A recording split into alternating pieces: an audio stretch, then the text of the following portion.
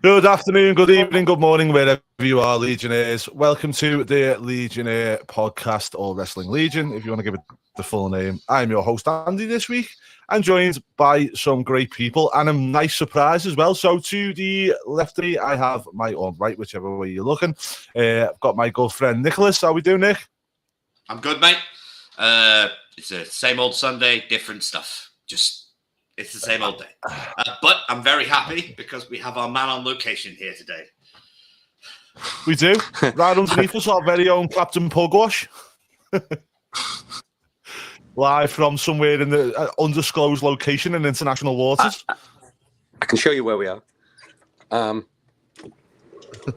prize if anyone can spot a dolphin. Oh my God. I'm so jealous, Simon. Yeah, Simon is currently in international waters and cannot disclose his actual location, but trust me, everybody should be very jealous. Super secret mission. Yeah. He is currently taking cosplay to a whole new level as Tugboat. And he is so well, we do not know. Where he got the boat. Afternoon, good evening, David. Hello, Dave. All right. Well, we'll go straight into it then, guys, because I know time is precious for you. I can't believe you joined us on a holiday. That is dedication, my friend. So we want to make sure we get this clear. Right, guys, so we'll go straight into it. So first of all, this week, me and Nick have been speaking about this offline and thought it was really important for us to pick this up again. So we've been watching Collision today. Sometimes in the UK we'll get it a bit after you, so catch up. There's a lot of wrestling to catch up on. One of the things we noticed is there was a match announced for All Out, which is absolutely ridiculous considering we are 4 weeks, is it? Out 5 weeks from All In, and they are announcing matches for the pay-per-view after the fact. And they have still not announced a match for All In. Nicholas, go. What the hell, Tony? We have put down our hard-earned money to give you the largest crowd in the history of AEW. You have sold over 75,000 tickets, and you can't be asked announcing a match for what is probably going to be the biggest card in the history and entire length of your company's existence. And yet now you are announcing matches for the pay-per-view in America afterwards. Do we not matter? Is this basically, oh, well, they've put down the money, who cares? I'll just put on any card that we like. First, you wouldn't announce whether it was a pay-per-view on that. Now we find out it kind of is a pay-per-view. It's going to be on the streaming service. But still, you haven't announced one goddamn match. And now you think, oh, I know what's a good idea. I'll start booking the pay-per-view afterwards, which not only makes All In probably the most predictable show of all time, but it also makes it possibly the riskiest house show that any company could put on. This is absurd. As you can tell, I'm really not happy about this as a fan. I'm paying to go to this show. He's paying to go to this show, and he's paying to go to this show. Why the hell have no matches been announced 5 weeks out from this event? WWE put on Money in a Bank, 4 weeks ago? Everybody knew the whole card months before it was due. Right, the whole card, with the exception of the members in the Money in the Bank match, which were decided on the way up to the show, which is tradition and nobody minds anyway. But we all knew what the card was going to be. It was promoted to hell, and he didn't start promoting the matches for SummerSlam before he did Money in the Bank. It's absurd, it's insulting as a fan, and this needs to be rectified. I'm done. Yeah, so I know, Si, let's go over to you, mate. You turned around and called this, didn't you, and said that it wasn't going to be a pay-per-view and it was a house show. Still think it's not going to be that, but what's your thoughts on all this, mate? I hate to paraphrase Bobby Heenan from the Royal Rumble 92. I hate to be the guy that told you so, but I told you so. I knew all along this was not going to be a pay-per-view. It wasn't promoted as a pay-per-view. It was promoted as a kind of like a stealth kind of scam in many ways. It's like Nick has covered it all. What is the point of having a show where nothing big is going to happen? Nothing's been announced because there's a pay-per-view a week later. Yeah, 75,000 people in my country, some traveling internationally, have been duped.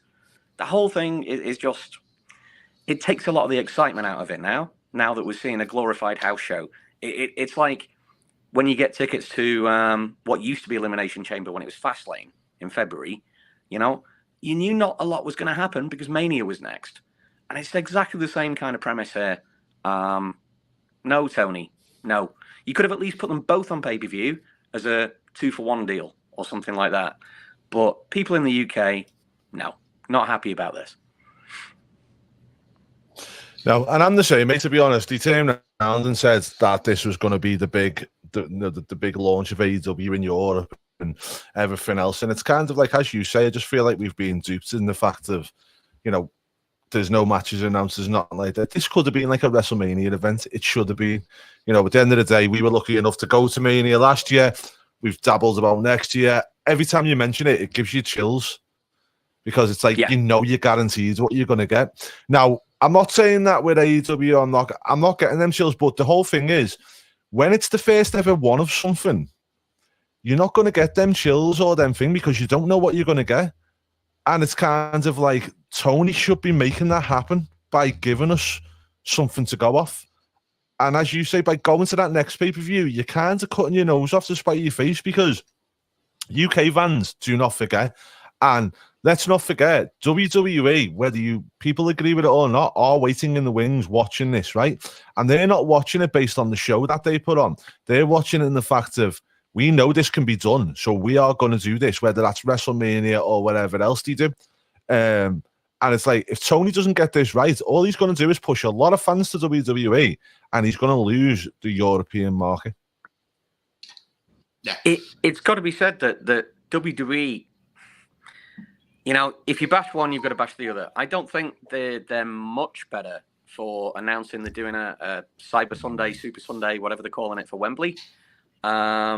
But at least they're telling people this isn't going to be a pay-per-view. You know, they're not like false advertising. So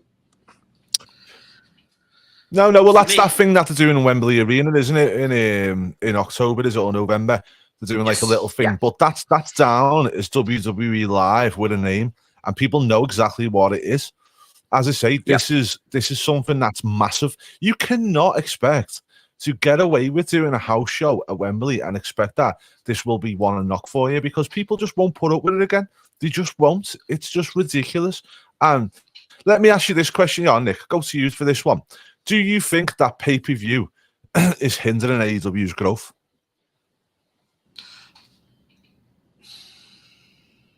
Yes and no.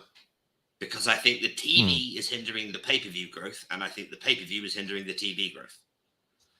They have a bit of WCW syndrome, as far as I'm concerned. WCW's television used to matter. Like, the weekly TV really mattered on WCW, whereas the pay-per-views never really delivered. I'll use my favorite wrestling storyline of all time as an example. Hogan and Sting ran for a year and a half before they touched. Gets to Starrcade, massively disappointing show. It just wasn't good. It had a terrible finish. Everything was bad. AEW seemed to have this weird dichotomy of where the TV shows traditionally are really, really good, but Dynamite makes very little sense. When Collision makes a lot of sense, but is, on a wrestling standpoint, has one outstanding match and then it's just built like a WCW show. Right? But the pay-per-views are complete clusters. They're 15 matches long. Yeah, you have banger matches like Ospreay, Omega, Okada versus Danielson. But Forbidden Door's probably the exception to the rule. Last All Out had 15 matches on it. And none of them are given time to breathe. None of them are given time to excel. And then there's the problem that the pay-per-view is presented in a completely different fashion and style to the weekly television. So people who buy the pay-per-views are expecting one thing. If they tune in to watch the weekly television, they're not getting what you get on an AEW pay-per-view on weekly TV. And by the same standards, the people who tune in for the television shows when they watch the pay-per-views are not getting what they tune in on a weekly basis for. And I don't think this is good for the company in either direction. I think they're going to hit a plateau and just cruise with it. Because it's like you said to me earlier on today, Andy, they're getting their money from Warner Brothers Discovery. I don't really think Tony cares about the pay-per-view sales. It's kind of a bonus to him, whether they sell pay-per-views or not. The whole thing is what I don't get. Yeah. As you answer this question for me, Si, right? They're on Warner Bros. Discovery television, but they're still rocking pay-per-views. Why not just hit a deal to go on to Discovery Plus? You know, Maybe why not that's do a to deal do- to go on there? I mean, yeah, it's a good question, but I think maybe it's to do with the international availability of Discovery. So, like in the UK, for example, It's everywhere. We've got it here. We can subscribe to Discovery Plus and I've watch got it. AEW on it. Yeah. Okay. I didn't Well, know we that. can't. No, we can't watch the AEW doesn't show on the Discovery Plus here because Dynamite and stuff is on ITV with the deal that they have here. But for the pay-per-views, I don't see why we couldn't. Because you know what's on Discovery Plus now, don't you? It's Raw and SmackDown. WWE in the UK, Raw and SmackDown. Because BT Sport got disbanded as of last week, and they are now on TNT Sport. And TNT Sport, you don't have a... Yeah, but so I didn't have TNT Sport through my Sky or anything like that. I have an app that I had the BT Sports through. Right. So now I got an email saying I needed to download Discovery Plus. So I downloaded Discovery Plus, and TNT Sport is a section inside Discovery Plus. Right. Okay. I didn't know you could get it that way. Which is where I watched SmackDown yesterday. Yeah. Right. So yeah, my argument was going to be that maybe Discovery Plus isn't available in as many countries as the traditional pay-per-view, but maybe that's not the case. In which case, I haven't got an answer. And the thing, and also the other thing as well is, if you're turning around and putting on a show in the UK that you're going to put on a free-for-air channel or whatever they're going to do with it, because they know they're not going to sell the pay-per-views due to the time constraints of it being in the US and stuff. Well, it's obvious you're going after the US market anyway. So just put it on Warner Bros. Put it on Discovery Plus over there and do away with your pay-per-views. And that way you can have everything you want, because it seems like he doesn't want to do no work for it. He just wants to get these TV deals with these companies that'll pay him the money, rather than actually and then the revenue off the pay-per-views. Because does anyone know what the pay-per-view buys AEW are doing regularly? I think Forbidden Door did over 150,000. But, yeah, couldn't agree with you more, Dale. Dale on the money. Probably not prescription. Is this true, Simon? Yeah. I have seen a couple of wrestling t-shirts wandering around, but yeah, there's no ring set up anywhere. It'd be good if there was. Yeah. One more thing, though. Did you know? I had a look, dude. Sorry, go on. Yeah. Sorry, dude. I was going to say, with All In and All Out, it would have been perfect to set up All Out if you'd had Cole and MJF taking on FTR at All In. Yeah. It's like use one to set up and tell the story, bridge it to the other one. But they didn't even do that. For me, there's only one match that is saving this show, and that's Ospreay Omega 3. If he gives us Ospreay Omega 3 in Wembley, fine. I don't care about the rest of the card. But the chances of getting that, quite small, because it's up to New Japan whether they let Will come over and do it. And it has to be said, I think, again, in my opinion here, but Ospreay Omega are both fantastic, but it would be a better match in Japan. They just, with the jet lag and things, it just never works as well abroad. No. And also it kind of... David actually said this to me on Twitter a few weeks ago, where he thinks the match needs to happen in Japan because that's where Kenny needs to pass the torch. But as far as I know, Will wants the match in Wembley. He's mentioned it a few times because it's his home turf. Will doesn't consider Japan home turf. Will considers Wembley home turf. And he just faced Kenny on Kenny's home turf. My issue with that is that we've just had Forbidden Door, a month ago? So, why bring in Ospreay for All In? Because you've got a gimmick, Forbidden Door, where you're bringing people from outside companies in New Japan. So don't do it again 6 weeks later. It just makes no sense. As good as the match will be. Well, Dale puts it. Okay, so just to give you the thing, guys, the average pay-per-view buys for AEW this year is 121,000. There you go. 121,000 per is the average per this year, which if you put it in the thing here, it's not even as much as double the fill of Wembley Stadium. So it's like, I just don't get why they're not. $5 million. Putting it's $5 million, which half of which will go to the pay-per-view providers. So he's getting $2.5 million through pay-per-views. I mean, it's not big bucks. No. Yeah, and how much is he generated? He's made over 8 million on the ticket sales for Wembley. Just on the gate alone. So, yeah. And let's not forget you rent Wembley off them, so you pay them a flat fee. Yeah. Now, this is the ridiculous thing. He is making more money off this show just from the crowd than he's ever made on a gate. So he's making more money from a show that's not on pay-per-view than they're combining pay-per-views for the year. Yeah. Nothing makes sense. It makes zero sense. This is literally, he's even using... Yeah. And then don't forget, on top of that, gents, you've got merch and... Yep, T-shirt sales, everything else. You know, merch and everything else that they do at the time. The fact that they use the all-in branding for this is what gave me hope in the first place, because they've had 4 years to use the all-in branding since the original one. And I thought maybe that means this is going to be the big show we all want it to be. But at the moment, I'm really starting... No matches, like I said before, no matches announced, yet you're announcing matches for the pay-per-view after it. It's like, seriously. Why? Yeah.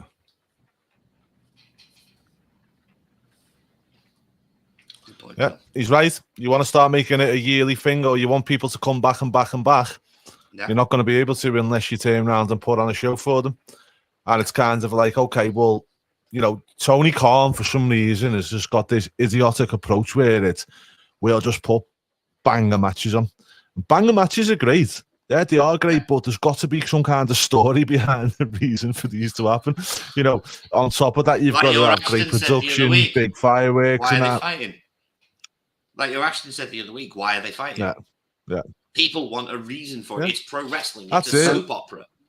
And a show like Wembley was 75,000. This is the thing, and let's face it. You need some kind of spectacle, you know? Exactly.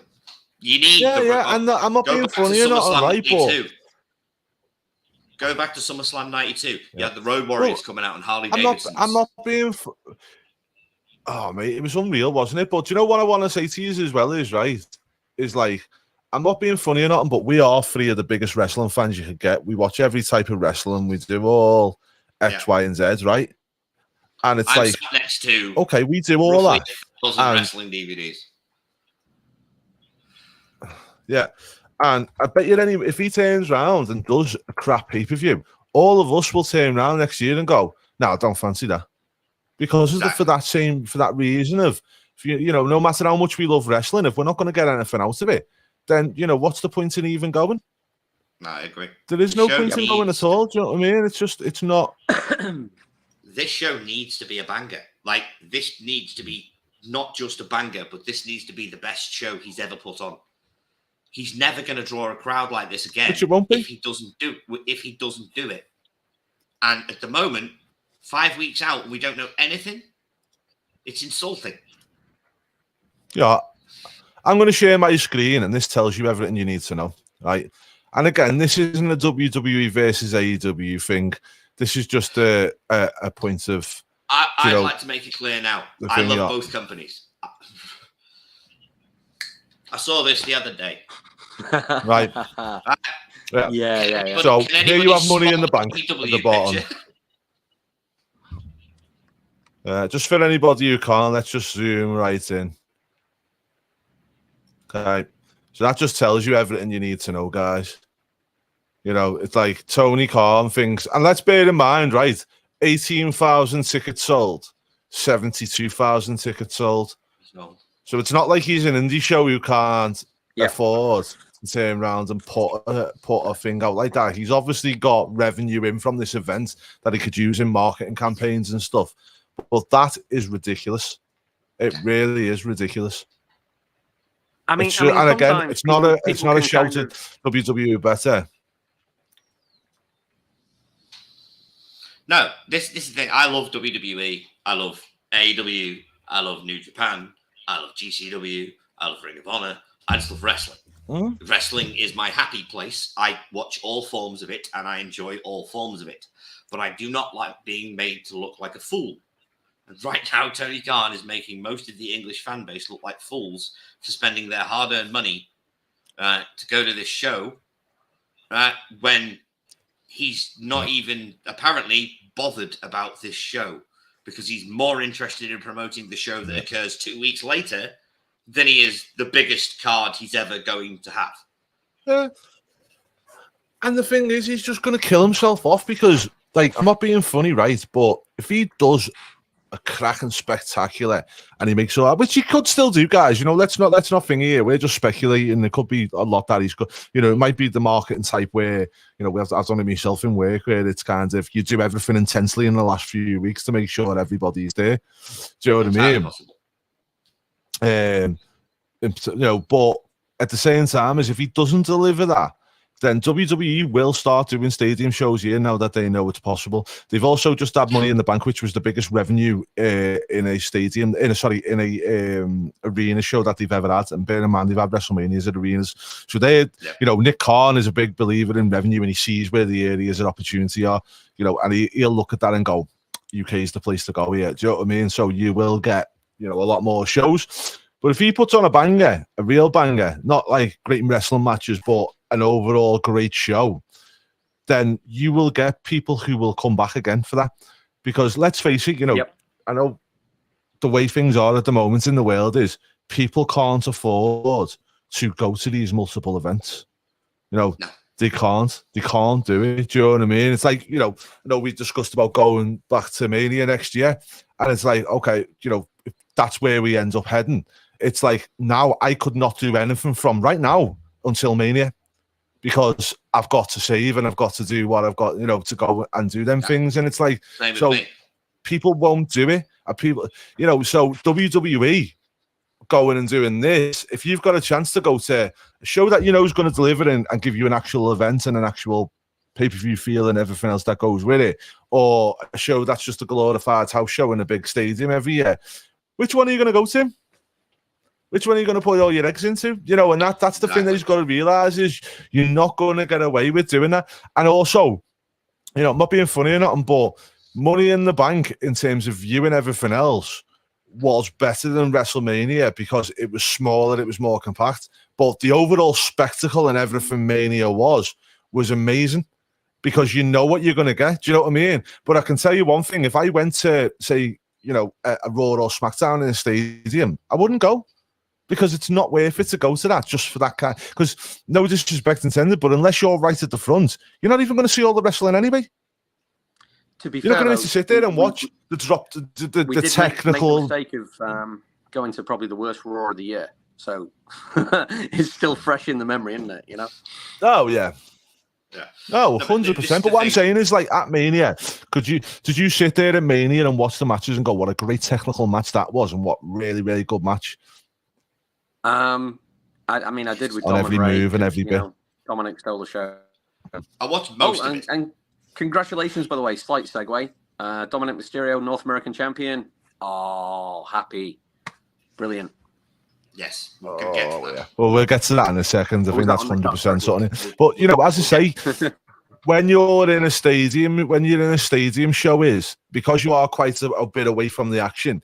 The whole spectacle and everything else needs to be there. You can't rely on something that's happening in that tiny ring inside of that big stadium. That's probably the thing I'm trying to get at here is it's too small and too little to rely on all that. You've got to have the stage, the entrance, the big everything else that will go with it. You need to have there, or you are not going to have this show.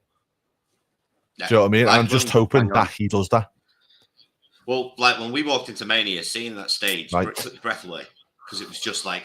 Do you know what? I'm not gonna lie. I walked into Mania. I FaceTime my bed and I had tears in my eyes. It was I did, and that's what you kind of it was. That's the word. That is what needs to happen for Tony and Wembley to fans. This is Wembley Stadium. This is the biggest stadium in the UK. This is the biggest card AEW from a crowd standpoint they've ever drawn and ever probably will draw.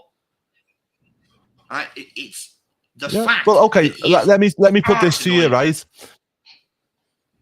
So this week they announced WrestleMania 40 tickets go on sale in 4 weeks' time, right? Yes. It's WrestleMania 40 and it's WrestleMania, right?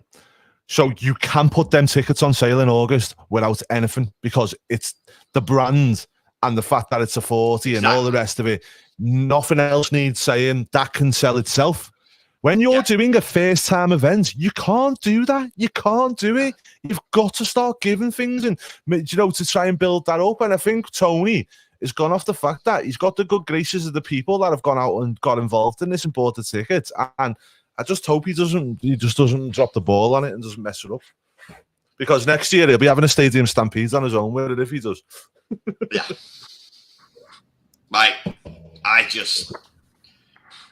I feel like we've been duped with the whole thing.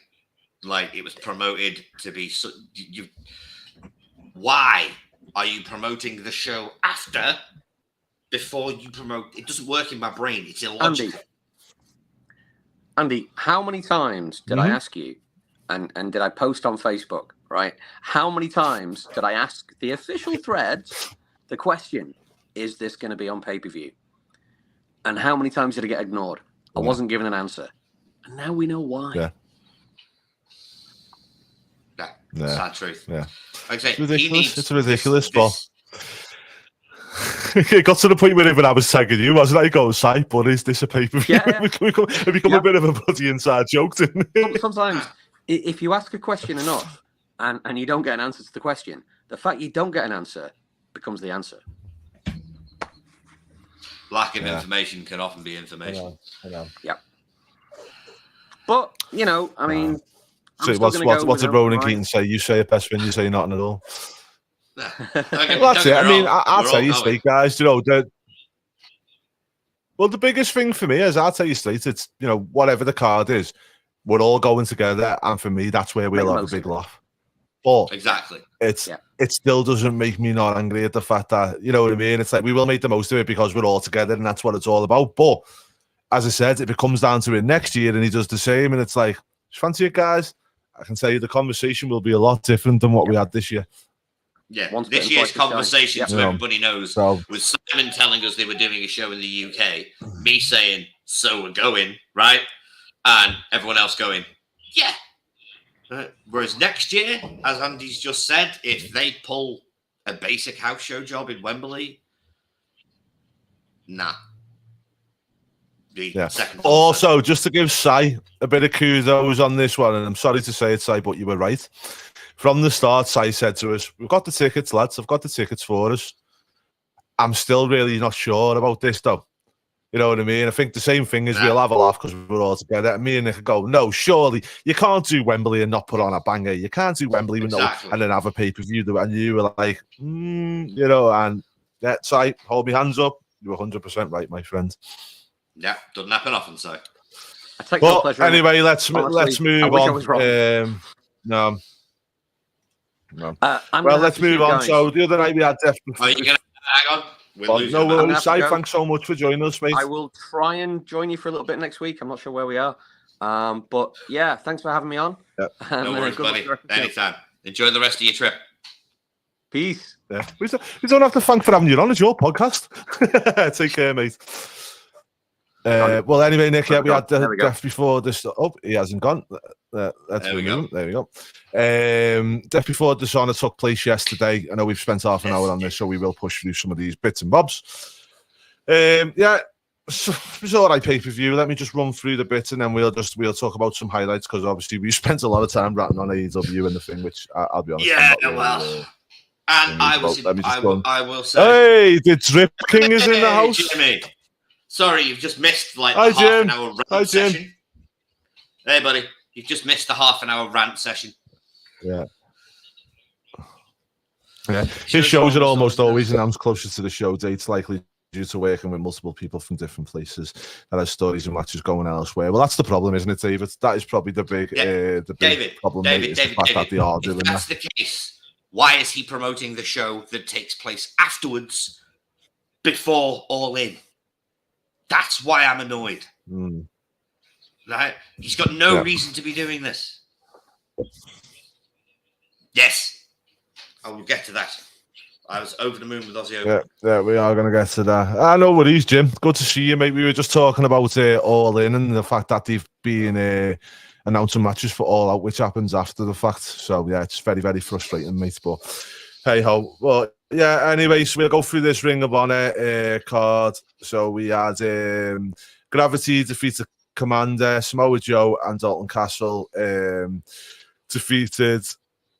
Oh, sorry, Samoa Joe defeated Dalton Castle. I do apologise. Aussie Open defeated Lucha Bros, The Kingdom and Best Friends. Mogul Embassy defeated Leon Ruffin for the 6-man tag team championship. Rikusuke, and Master Wato. Yes, that is the one. Yeah, sorry, but it was Mogul. It was who was it? I didn't even say. You know what, mate? These things are terrible. Yeah, the writing they've got there. And then we had the Dark Order defeated the Righteous and Stu Grayson in a match without honor, fight without honor. Sorry, which was loads of fun. Yeah, and then we had Claudio Custom Bored defeated Pac by pinfall to retain his championship that everyone seems to forget he's got because he's boring. And then we've got Athena defeated Will and Nightingale by technical submission, which was a good match. Very good match. Very good match. Go over it. First of all, mate, Claudio defeated Pac. I kind of expected it to happen. This match was initially supposed to be Claudio versus Eddie Kingston. Then it was going to be Claudio versus Mark Briscoe. Then Mark Briscoe has to have knee surgery. So it ended up getting switched to Pac after Blood and Guts. So I kind of figured Pac was the sacrificial lamb. They had a good back and forth match. Pac beat the shit out of him for a lot of it. Really good back and forth, but Claudio unfortunately inevitably retained. The reign of boredom continues. The best singles match on the card was probably Daniel Garcia versus Shibata, which was just, they beat the snot out of each other. This was a real coming out match for Danny Garcia. I think he really stood on his own, even though he'd in defeat. Really looking forward to seeing what he does next, and I hope there's a rematch for it down the line. But the highlight of the night was Aussie Open winning the tag team championships in a 4-way that was just so well put together. Everybody knows it out there on the internet. I'm big on timing. The timing on these 4 men for some of the spots they pulled off was exceptional. Just the pile driver variations in a row from one teammate to the other was an exceptional spot that was pulled in. Aussie Open just really came back with a vengeance in this match, and I'm really, really happy they're the tag champs. What else happened? Yeah. And honestly, Fingy says, Nick, you should create your own rating system. I trust your judgment more for overall criticism. 15-point system. Okay, I will. I will give it some judging. I have all good ones. All matches get 5 unless your Bucks, then they get 0. And that's yeah. To be honest with you, mate, half the thing with me is my rating system is King Dingaling to Virgin. And I think it's depending on where you enjoy the matches, where you sit. Anybody who thinks Claudio Castagnoli should still be Ring of Honor World Champion, if you are a male, you sit down to have a wee. That's my thing to say on that, because Claudio is, as much as he's quite good in the ring and that, he is so boring. Yeah. Unfortunately, Switzerland is a boring country that provides boring people. It's a neutral country. Yeah. He's as I say, he's quite good in the ring and that, but you know, if you want to look at somebody who wouldn't be great on a microphone and he neutralize people because he's boring. I think the one thing with me, mate, is I always look at what Claudio should be. Claudio should be more like a Gunther, where it's like you don't need to speak, you don't really need to do much else because you're really good in the ring. But let's face it, Gunther's good in the ring, but also the way he carries himself walking to the ring and all the rest of it, it's really good. And Claudio just doesn't have none of that. Gunther has something that Claudio has never had, which is presence. Like Gunther has presence. Yeah, I suppose so. Yeah. When Gunther walks in a room, there's all.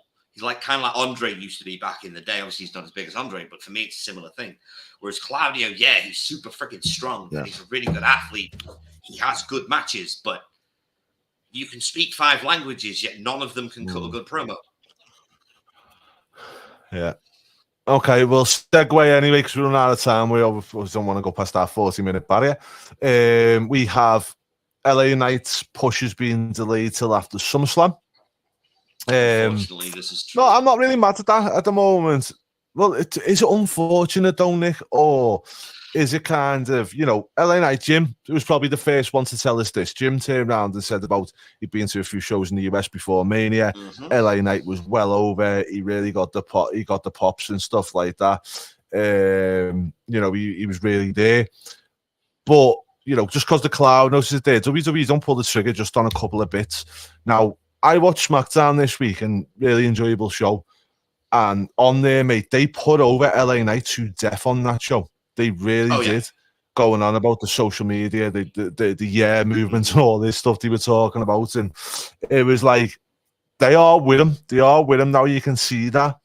But sometimes, as we've seen with Bryan Danielson or Dan Bryan at the time and other things, is you don't just give someone so. And I mean, we still got the Bloodline story playing out. You've still got other bits.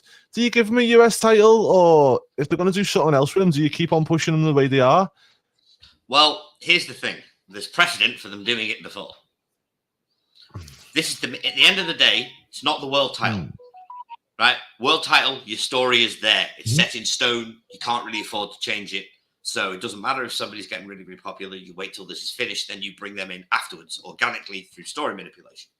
But this is the mid-card, man.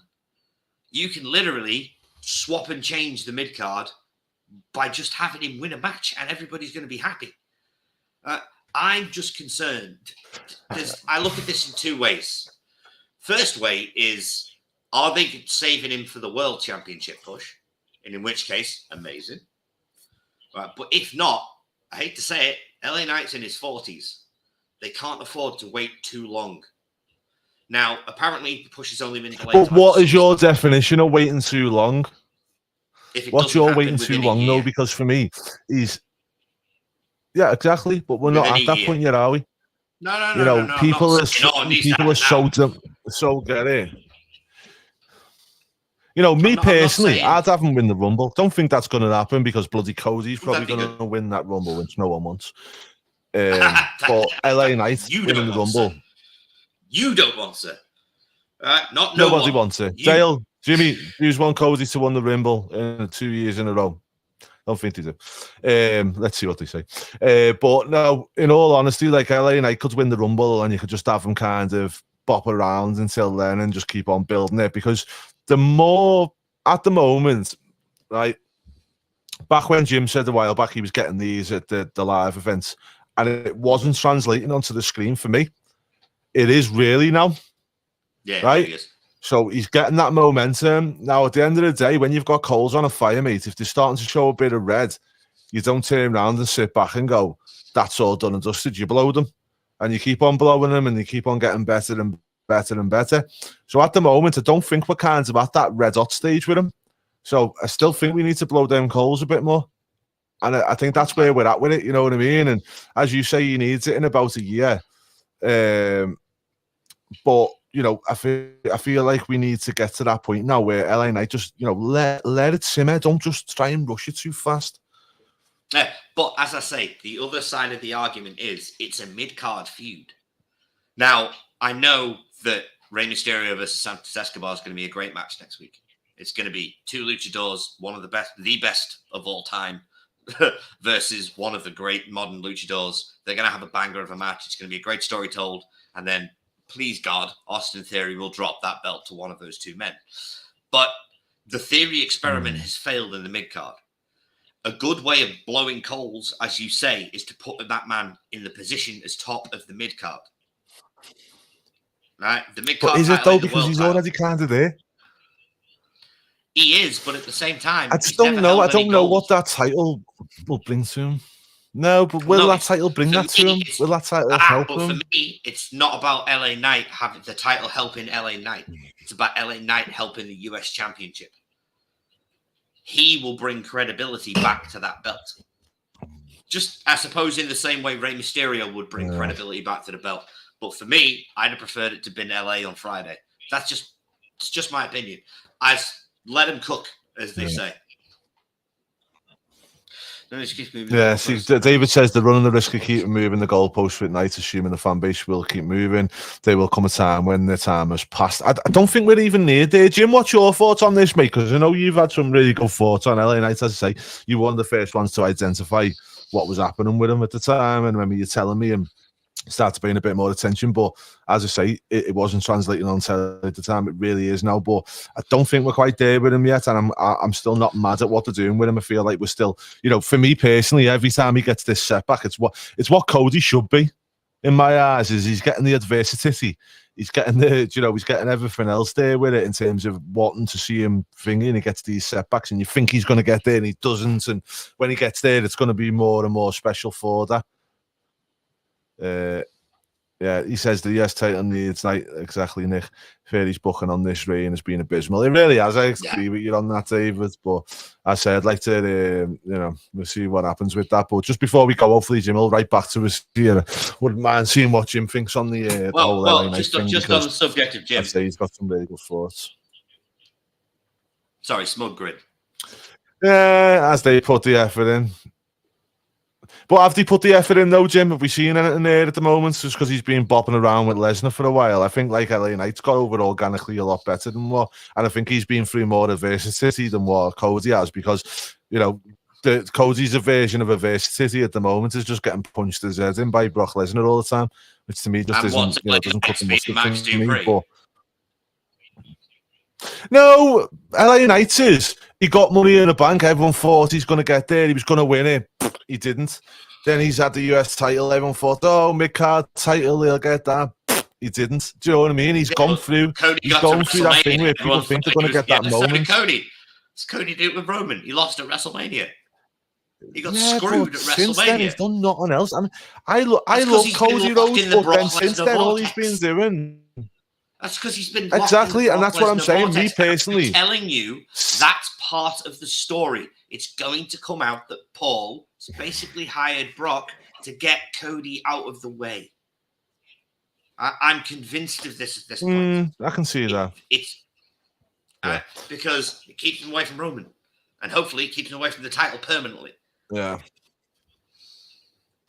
Because they literally, the way they did it on the way they did it, the Raw after Mania, Cody demands a rematch, says, "Fine, I'll give you a tag match."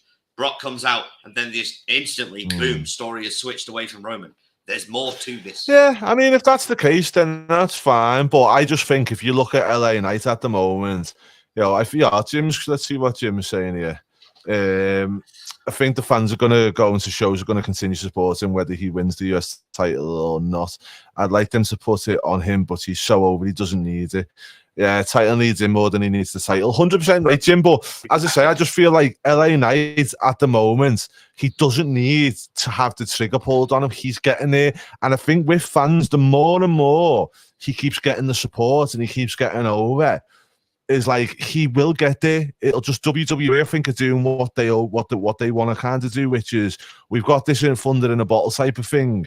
And we're not just going to release it straight away now. We're going to keep this and keep it building because, as I say, go back and watch SmackDown on the LA Knight section. They put him over so much on commentary that if they had no plans to not do anything with him, they wouldn't have done that.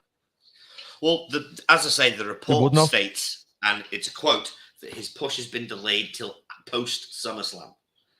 So it's still coming. Yeah, well, the thing is, I don't think it's. But the thing is it delayed or was it never happening anyway? You don't know, do you? Do you know what I mean?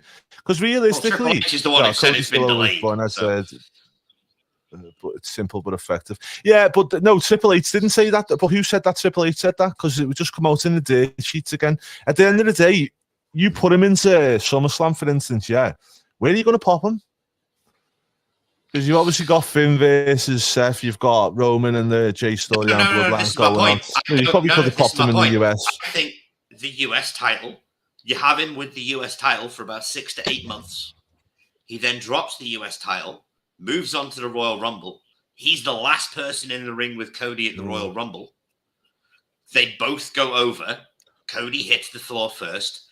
LA Knight gets a title shot. Cody gets a title shot. Make it a triple threat. Everybody's happy. But then who wins it? All right. It's a bit like that, isn't it? It'd have to be Cody, then LA Knight takes the title off him at Backlash. Yeah, Breaker versus. Oh God, no! Don't put that out into the universe, Dale. Bron Breaker can stay down at NXT. That Jesus timingless hack who does a great impression of Scott Steiner should not be allowed near the WrestleMania card. It took the Usos 10 years to go on WrestleMania. Bron Breaker shouldn't be near it for the next 20. Yeah, definitely not. Right, anyway, guys, that is us all done and dusted. Thanks so much for watching. We appreciate you very much. If you like some of our comments there as well, one in particular from our Drip King of Wrestling, Jimbo himself, go over and head over and watch his show. Be on later on tonight. Jim, I don't know whether you can put it in the comments what time your show starts at me, because I'm not great with the whole 2 a.m. British, 2 translation a.m. of UK US. But and 2 a.m. UK. Yeah, if you like listeners to, if you've had to. If we give you your fill of watching people whinge on a wrestling show over bits and bobs, then go over to Positively Awesome Wrestling with Jimmy and the guys over there, and you'll get some nice positivity of wrestling. So you get the narkiness from us and you get the positivity from them. But guys, from us, thank you so much for watching. We will be back same time, same place next week. But from us, take care, guys, and don't forget to like and subscribe if you haven't already done so. Peace out. Bye.